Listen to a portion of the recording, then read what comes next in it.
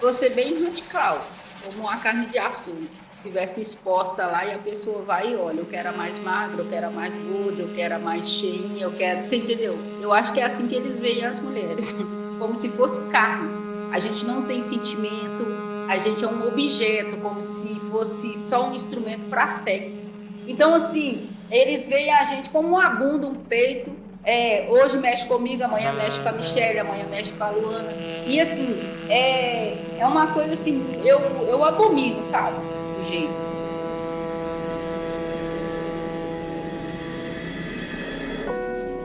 Como mulheres se sentem ao se deslocar pela cidade com o transporte público? Esse é o relato de Creuza Ezequiel, gravado durante a produção do documentário 7 Giras Passageiras, em 2022. O documentário apresentou 7 vozes que expressam a relação entre mobilidade, transporte público e corpos de mulheres e dissidentes em Belo Horizonte e na região metropolitana.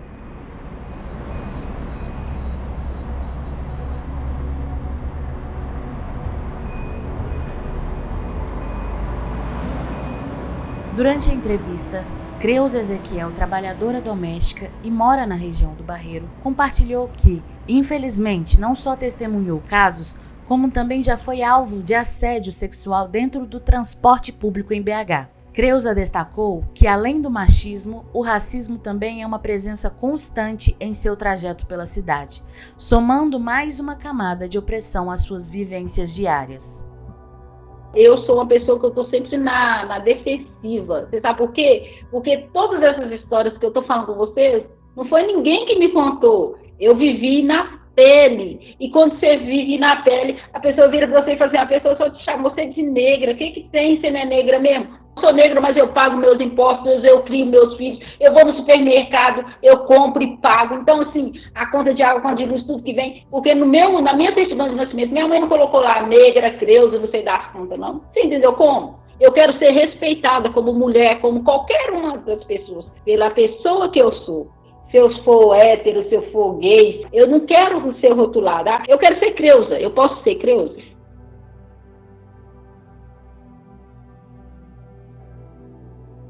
Violações semelhantes foram expostas no documentário 7 Giras, pela artista independente Nívia Sabino.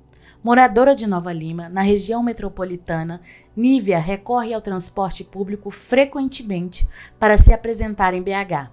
Infelizmente, suas viagens estão marcadas por histórias de assédio, furtos e outras formas de violência. Durante a produção do documentário, Nívia lançou uma pergunta crucial: quem realmente tem o direito de circular livremente pela cidade?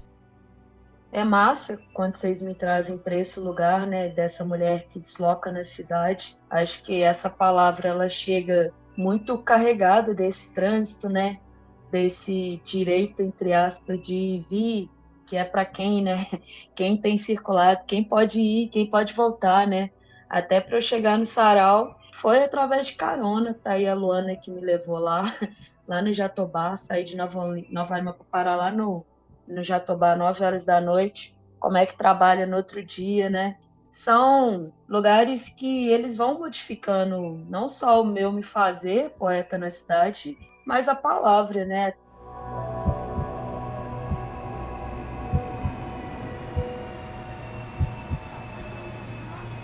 O direito de circular pela cidade também é negado a corpos dissidentes como Diune Anumaré, uma pessoa não binária e produtora e cultural. Durante a entrevista para 7 Giras em 2022, Yuni relatou as situações de assédio que enfrentou no transporte público e explicou como a máscara, tão comum durante a pandemia de Covid-19, tornou-se naquele momento uma ferramenta para tentar reduzir as agressões sofridas nos ônibus e metrôs. O assédio dentro do ônibus ele é muito cotidiano, assim, né? Basicamente acontece sempre que eu pego um ônibus. Esse lance, por exemplo, do mascaramento, ele se tornou uma estratégia bem massa, porque a galera, a maioria, assim, ela não me aborda mais no lugar da violência, mas da curiosidade, né? Tipo assim, o que tá acontecendo? O que você tá arrumando? Porque é isso, eu vou despertar um outro tipo de reação que vai na brincadeira, que vai na risada. E é muito louco como que isso desarma os homens também, principalmente. vai ter uma troca ali mínima, né? Que não a partir do desejo, da camada, da relação e da qualquer outra coisa, sabe? O mascaramento aí vai fazer parte da minha vida como estratégia de deboche dessa sociedade, porque é um mascaramento muito debochado mesmo, tipo assim, você não vai saber quem tá debaixo dessa máscara, você vai ver meu corpo, vai pensar o que você quiser, e ao mesmo tempo também como estratégia para mim. E aí, agora eu vou circular nesse busão, agora eu vou pegar, agora eu vou pagar, né, desse lugar do terror mesmo, de você não saber o que você pode fazer, e eu poder pegar o meu busão e dar o meu pulão, que seja, sabe? E aí eu fico pensando muito, assim, né, até onde é positivo, até onde é negativo essa estratégia também. Porque, assim, será que eu não posso só vestir uma blusinha, um shortinho e também sair, pegar esse busão e ter trocas massas também, né?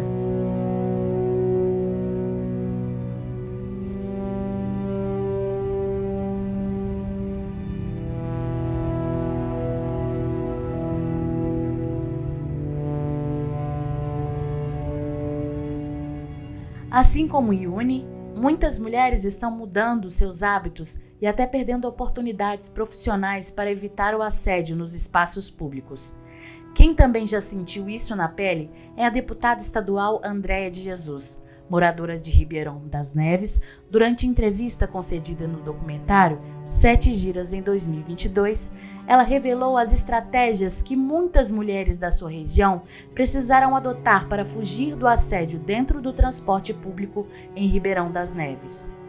A gente sendo mulher, um dos grandes desafios é sobreviver ao assédio. Isso é uma constância dentro do transporte. Então essa coisa de ficar esfregando na gente, muitas vezes sofri isso, muitas vezes, e tentava trocar de lugar. O ônibus sempre muito cheio, você perdia às vezes um lugar um pouco mais confortável para ir para um lugar muito mais exprimido, para fugir desses homens que eles viraram, não era uma exceção, era regra. Então, os homens que são conhecidos pela cidade, as mulheres já sabem em que momento eles entram no ônibus e eles já ficaram marcados na cidade. De mulheres carregar, às vezes, material pontiagudo para tentar cutucar esses homens e espantá-los, sabe? A gente via muito isso. A gente sendo mulher, um dos grandes desafios é sobreviver ao assédio. Isso é uma constância dentro do transporte. As mulheres vão criando alternativas, muitas delas, às vezes, carregando arma branca, que é a tentativa de afastar. A arma branca é canivete, faca, alguma coisa pontiaguda,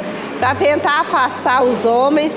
Mas o que é estratégico é uma olhar para a outra e perceber que está sofrendo esse assédio e tentar movimentar dentro do transporte de forma a se afastar desse assediador. Só para você ter uma ideia, segundo a pesquisa de opinião Nossos Corpos, realizada em 2022, 57,5% das mulheres disseram que mudam sua aparência antes de sair de casa na tentativa de minimizar os riscos de assédio. O medo de estar nas ruas à noite também pesa. 72,5% preferem não sair ou voltam para casa mais cedo para evitar situações perigosas. E o impacto vai além. 25,4% das entrevistadas admitiram ter mudado de emprego ou recusado oportunidades por considerarem o trajeto inseguro. Esses números mostram como a ameaça do assédio restringe a liberdade das mulheres, afetando suas escolhas diárias e profissionais. Como veremos ao longo deste podcast, infelizmente, essa realidade não mudou nos últimos 2 anos.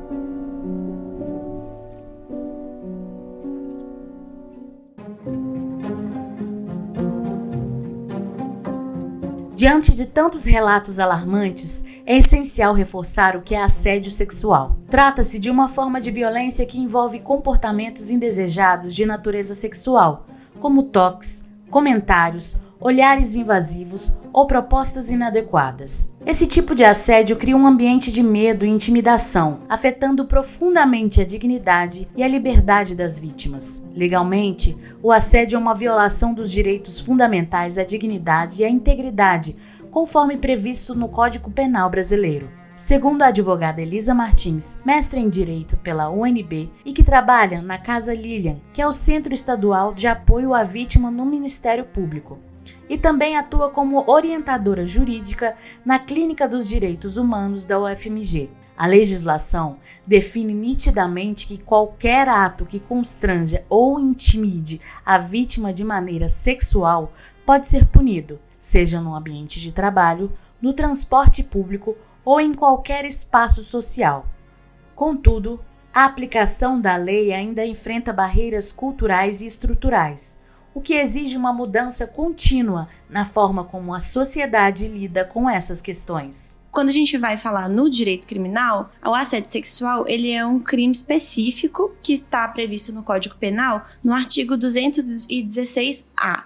Esse é um crime que vai ser cometido muito especificamente no âmbito, geralmente ali de relações de trabalho, em relações em que tem algum tipo de hierarquia entre a vítima e o agressor. Então, geralmente o agressor ele tem que se prevalecer, usufruir de uma posição hierárquica superior à da vítima para cometer o que a gente considera no direito como assédio sexual. Nos termos ali da lei, constranger alguém com o intuito de obter vantagem ou favorecimento sexual. Ele tem pena de 1 a 2 anos. Então, quando a gente fala no senso comum sobre o assédio, a gente vai estar falando de uma série muito ampla de atitudes, de comportamentos, mas uma minoria desses comportamentos que vai estar, de fato, adequada a esse crime específico. Mas a gente não precisa parar de falar de assédio sexual só por causa da lei, entendeu? Muito antes, pelo contrário, a gente pode adequar a lei ao que faz sentido para a sociedade. Melhor que seja assim. Apesar de a legislação utilizar termos específicos, como a advogada Elisa Martins explica, nosso podcast optou por adotar o termo assédio sexual, por acreditar que ele traduz com mais precisão as experiências devastadoras que mulheres e pessoas dissidentes enfrentam diariamente no transporte público. Contudo, para deixar o entendimento ainda mais completo, a advogada detalha que, juridicamente, a expressão usada para essas situações no transporte público é importunação sexual. Crime de importunação sexual, que foi criminalizado recentemente, em 2018, que está no artigo 215-A do Código Penal. Vai ser um crime se consistir em praticar qualquer tipo de ato com alguma conotação sexual, que o pessoal no direito vai chamar de ato libidinoso. Eu não gosto dessa nomenclatura, mas assim, né, ela é usada. Então você pratica esse ato de alguma natureza sexual sem o consentimento da pessoa que está recebendo ou vendo aquele ato. Então você pratica ele direto com a intenção de que aquela seja a sua vítima ou aquelas, né? Pode ser mais de uma pessoa. Ele é um crime de gravidade intermediária, que tem pena de 1 a 5 anos de prisão. A lei que criou a importunação sexual, ela vem muito a partir daqueles episódios que aconteceram em São Paulo em 2017, né? No caso do ônibus em que um homem ejacula na mulher na Avenida Paulista, isso gera uma repercussão nacional, e no campo do direito essa repercussão também foi muito particular, muitas discussões, porque esse ato não foi entendido pelo judiciário como um crime de estupro na época, e o rapaz, pouco tempo depois, ele estava em liberdade porque a contravenção penal pela qual ele respondeu não tinha pena de prisão. Então, ele não poderia, de fato, legalmente ser mantido preso naquele momento. Isso gerou uma grande indignação. Pouco tempo depois, de uma forma bastante rápida, a importunação sexual foi criminalizada. A importunação sexual ela é diferente do estupro justamente porque ela não precisa que haja violência ou grave ameaça para ser cometida. Ela pode ser cometida ali igual esses casos do ônibus mesmo, sem que a pessoa tenha necessariamente muita chance de reagir, de se defender, mas sem que ela esteja sendo segurada, agredida, ameaçada com uma arma ou com palavras. E o que a legislação diz sobre olhares invasivos e comentários inapropriados que muitos homens dirigem a mulheres e corpos dissidentes no transporte público? A advogada Elisa Martins explica a complexidade que é fazer essa leitura apenas por meio da legislação. Juridicamente, isso pode ser desafiador para provar, para demonstrar. Isso é uma questão que ainda está sendo bastante objeto de debate, né, no campo do direito. Eu acho que para fins de criminalização, pode ser difícil a gente criminalizar uma conduta que envolva somente o olhar, mas existem casos em que isso foi reconhecido. Só que acho que é um tema que ainda está em disputa porque, de fato, né, se a gente for pensar que no campo do direito criminal a gente precisa, de fato, ter muita cautela para que as coisas tenha uma produção de provas, para que tenha os direitos respeitados, as garantias do processo criminal sejam respeitadas. Então, eu entendo que é preciso a gente ter cautela para não banalizar o sistema criminal como um meio principal de resolver alguns conflitos. Não é a minha opinião, né? Assim, são estudos já de décadas que demonstram a ineficiência do sistema penal enquanto aliado das pautas de direitos humanos, das pautas das minorias. Pelo contrário, ele vai ser um produtor e reprodutor de violências sistemáticas e desigualdades. Se o sistema penal reconhece aquilo como violência ou não, não quer dizer que não seja violência ou que seja. Eu acho que é um pouco isso que eu quero dizer. E também não quer dizer que esse reconhecimento vai gerar proteção necessariamente dessas pessoas, sabe? Eu acho que a gente sabe, né? A gente que vive essas situações, a gente sabe quando a gente tá em uma situação desconfortável, em uma situação que é estranha, que pode ser perigosa, que pode ser de risco. E às vezes a gente sabe isso por causa de um olhar. Fazer o direito compreender isso é uma outra história, é um pouco mais complexo, né? É um pouco de fortalecer também outras redes, outras formas de apoio que não dependam somente do direito criminal.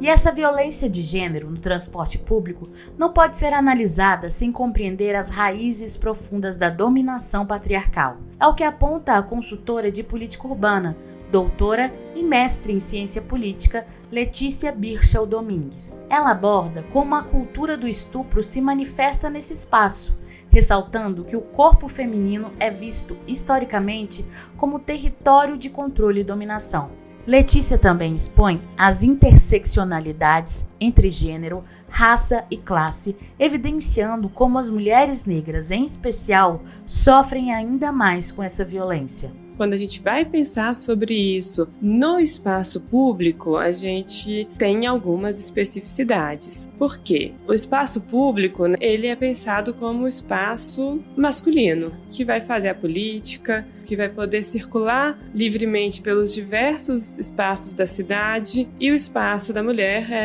era tipicamente o espaço doméstico e do cuidado. Quando a gente então coloca dentro do espaço público essa violência, a gente vê um tipo de dominação masculina sobre o feminino que não ocorre só entre os pares da casa. Então, a violência doméstica é tipicamente familiar. Então, ou é de marido com a esposa, ou de familiares com crianças, tudo completamente absurdo e complicado. Mas quando a gente vai para o espaço público, isso se dissolve entre vários homens. Assim, então, existe uma violência de homens desconhecidos sobre mulheres desconhecidas, o que só mostra essa perpetuação da cultura do estupro para os espaços públicos.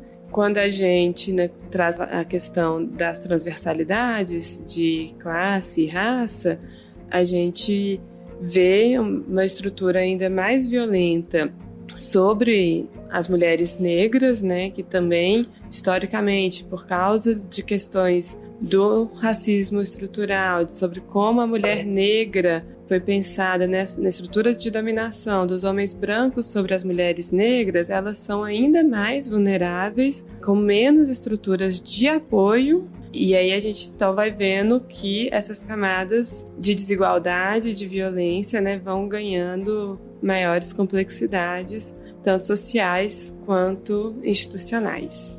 A pesquisa Projeto Nossos Corpos expõe justamente esse retrato impactante do transporte público para as mulheres. Realizada em 2022, com 341 entrevistadas, a pesquisa revela que 41,5% das mulheres já foram vítimas de assédio enquanto se deslocavam e 50,4% presenciaram agressões contra outras mulheres desconhecidas, enquanto 17,8% viram esses casos acontecerem com mulheres conhecidas.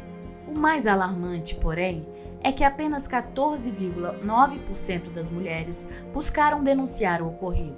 Essa baixa taxa de denúncias reflete a descrença na resposta das autoridades e o medo constante de retaliação, criando um silêncio forçado sobre a questão que afeta milhares de mulheres. A pesquisa vai além e mostra que 71% das entrevistadas se identificam como pardas, negras ou pretas, revelando uma vulnerabilidade ainda maior, onde as questões de raça e gênero se sobrepõem e ampliam os desafios diários dessas mulheres nos espaços públicos. Ser mulher é sentir medo. E não venha me dizer que você entende o que é isso. Ser mulher é sentir medo, é carregar o peso da culpa, é conviver todos os dias com possíveis inimigos e você não entende o que é isso. Ser mulher é sentir medo de desfrutar da própria liberdade, da própria solidão. É ter roubado de si todos os dias o direito de ir e vir e você não entende o que é isso. Ser mulher é sentir medo. Entende? Não entende. É ser controlada, julgada, assediada, abusada, acusada e lutar contra isso todos os dias e você não entende o que é isso. Ser mulher é sentir medo. Aguentar o seu preconceito, aguentar o seu julgamento, parir os seus filhos, abaixar a cabeça. Você que não entende o que é isso e nunca vai saber, aprenda. São 2 olhos, 2 ouvidos e 1 boca. Guarde a sua inútil opinião apenas para você. Aceite. O jogo começou a virar e dessa vez não é você que vai falar. Ser mulher ainda é sentir medo, mas nunca mais vai ser se calar.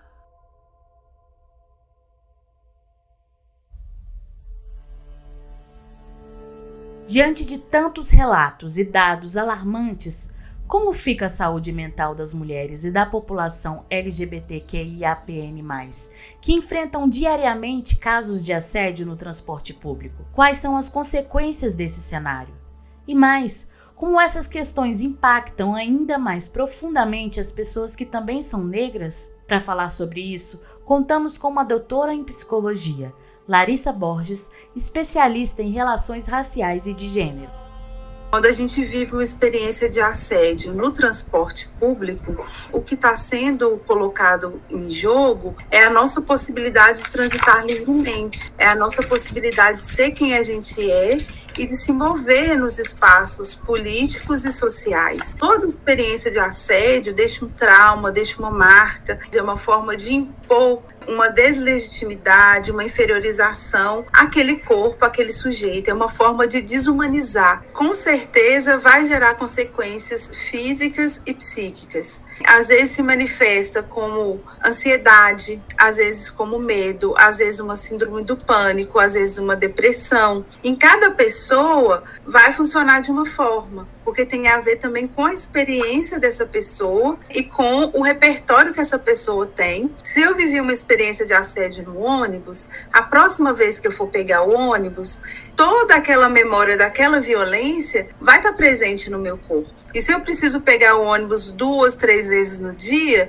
2, 3 vezes no dia eu vou rememorar tudo aquilo, meu corpo vai rememorar tudo aquilo. E se eu estou sozinha nesse espaço, né, a sensação de insegurança, a sensação de medo, o risco da reincidência, né, tudo isso vai agravar esses traumas e esses danos. Então, viver uma experiência de assédio no transporte público, né, é algo muito grave, é algo muito danoso, porque para se locomover na cidade, a maioria das pessoas, elas precisam acessar esse transporte. 2 anos depois da produção do documentário 7 Giras Passageiras, o que mudou no transporte público de Belo Horizonte e região metropolitana no combate ao assédio? Na perspectiva da artista independente Nívia Sabino, ainda não foi possível reduzir significativamente o número de casos. No entanto, graças aos movimentos sociais e iniciativas civis, a população passou a ter mais consciência sobre o que é assédio nesse período. As lutas sociais, quando a gente faz esse enfrentamento às violências que recaem sobre os nossos corpos, a gente naturalmente começa a educar a população. É um reflexo. Você sinaliza uma violência, naturalmente no seu entorno aquelas pessoas se antenam e passam a reconhecer aquela violência, nomear, identificar, enfim, uma série de fatores que são educativos para mim. Então, de maneira geral, a gente tem uma população hoje muito mais consciente com relação a essas violências. Talvez a gente não tenha conseguido, de fato, incidir numa redução dessas incidências. E aí vai ter um monte de fatores, porque é desleal, de fato. Quem tem lutado e quem propõe as mudanças nesse país é sempre a sociedade civil organizada, que são os movimentos de ativistas, de ONGs, enfim, né, os grupos que acordam e vai fazer uma oficina numa quebrada, que vai trocar uma ideia com um grupo inclusive de homens, que vão se reunir para poder discutir esses machismos, sexismos e ismos que fazem com que a gente tenha um cenário tão violento. Por exemplo, era muito mais fácil eu me sentir encoxada quando o ônibus estava cheio, há uns anos atrás. Hoje eu vejo um certo constrangimento também quando os nossos corpos ficam muito próximos. E isso para mim diz também de uma sinalização que está dada. De tipo, muita calma nessa hora, até onde que você me encosta, sabe? Porque uma coisa a gente tá apertado aqui nessa marmita, nesse caixote, nessa sardinha.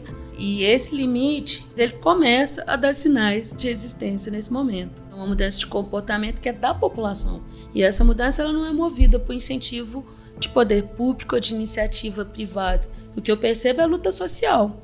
Já tem um tempo que a gente está lutando aí, jogando na cara do Brasil quão violento ele é com os nossos corpos. Então, em algum momento, a gente vai ter que se levantar e fazer alguma coisa e a gente está nesse ponto. Os corpos estão de pé, muito atentos, embora a gente não bata todas as violências que acontecem. Nívia Sabino também ressalta que nesses 2 anos, uma onda conservadora ganhou força, o que vem dificultando avanços mais significativos. Teve um esforço fenomenal no sentido de fazer com que a população não se articule, que a gente não se encontre, que a gente não questione e que a gente não fabule outros mundos possíveis de existir nesse país. A gente tem vivido ondas conservadoras, porque é isso, o transporte público é uma mão de direito civil, sabe? De direito de cidadania. Tão importante quanto a gente ter acesso à saúde, à educação, à segurança, ir e vir num país democrático como o Brasil é um direito básico. Igual eu que sou artista, por exemplo, na hora que tolhe o meu direito de ir e vir, tolhe a minha existência, tolhe a minha liberdade, fragmenta toda a minha potência, porque aí eu já não articulo mais. E isso eu percebo nesses 2 anos. Então, assim, eu acho que nos últimos 2 anos a gente estrategicamente tem conseguido desarticular a população.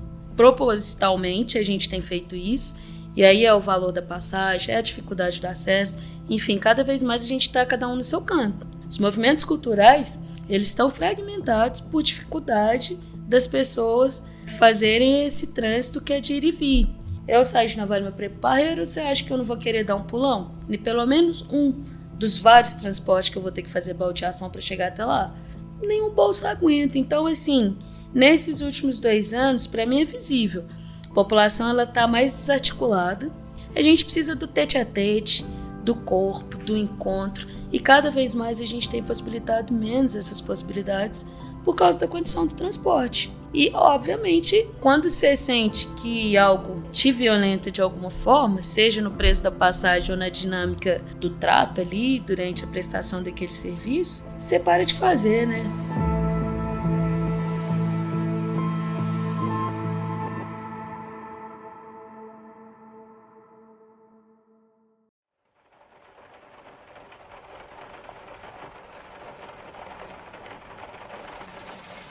Os relatos de Nívia, Creuza, Yuni e Andréia são um chamado à ação. Eles revelam a urgência de políticas públicas que há décadas são esperadas. Políticas que possam garantir a segurança e dignidade para todas as pessoas no transporte público. A ausência de políticas públicas será discutida com mais profundidade no nosso 7º e último episódio. Mas hoje é fundamental lembrar a importância e a humanização das mulheres e corpos dissidentes que infelizmente foram vítimas de assédio no transporte público.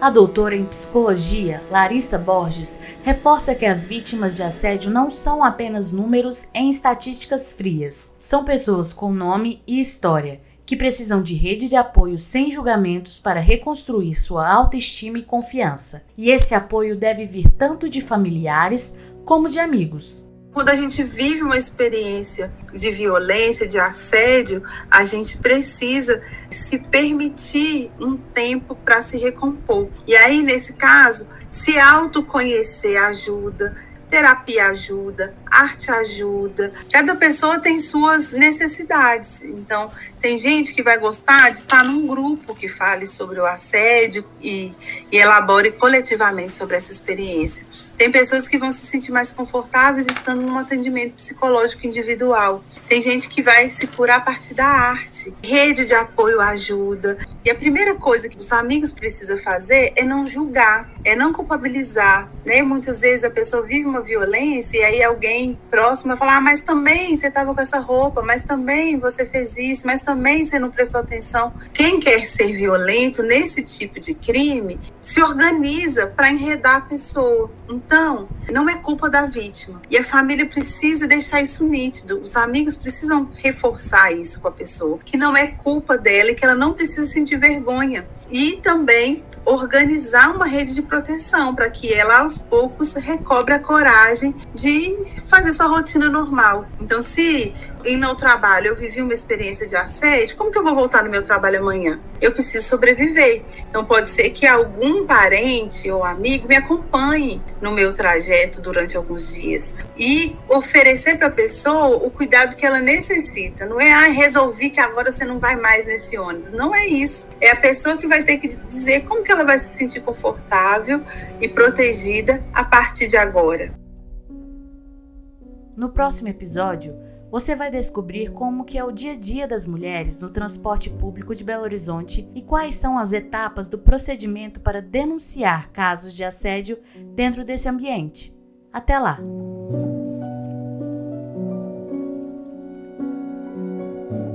Esse podcast faz parte do projeto Nossos Corpos, do movimento Nossa BH.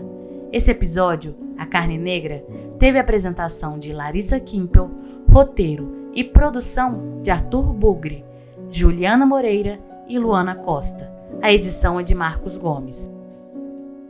O podcast Nossos Corpos Não São Públicos combate ao assédio no transporte público, tem por objetivo criar espaços democráticos de participação social envolvendo integrantes da sociedade civil para debater e buscar soluções para pautas relacionadas a gênero, raça e mobilidade urbana em Belo Horizonte e região metropolitana.